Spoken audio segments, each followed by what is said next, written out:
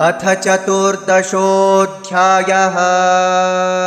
श्रीभगवानुवाच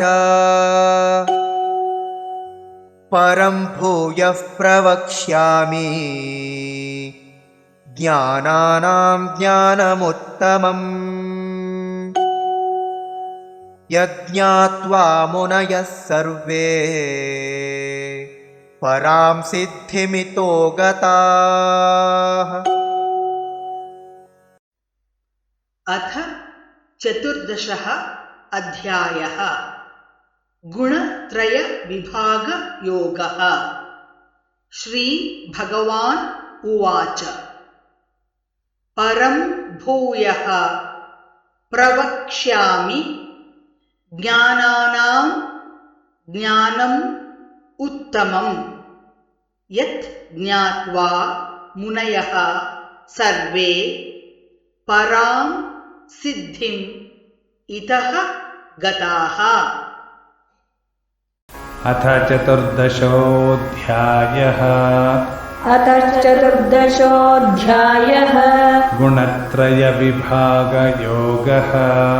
गुणत्रयविभागयोगः।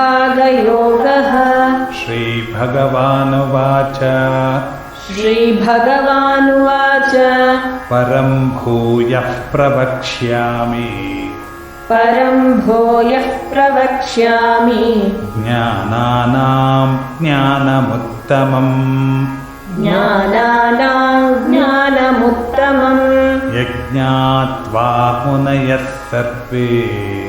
यज्ञात्वा मुनयः सर्वे परां सिद्धिमितो गताः।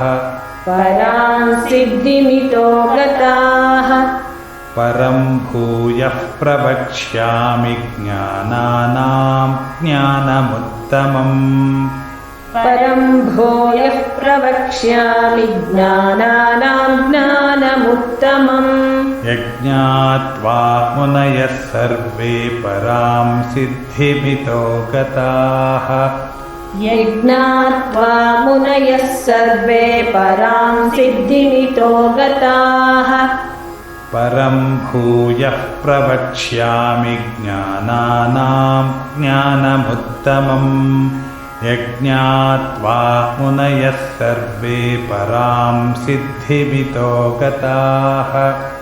परं भूयः प्रवक्ष्यामि ज्ञानानां ज्ञानमुत्तमम् यज्ञात्वा मुनयः सर्वे परां सिद्धिमितो गताः।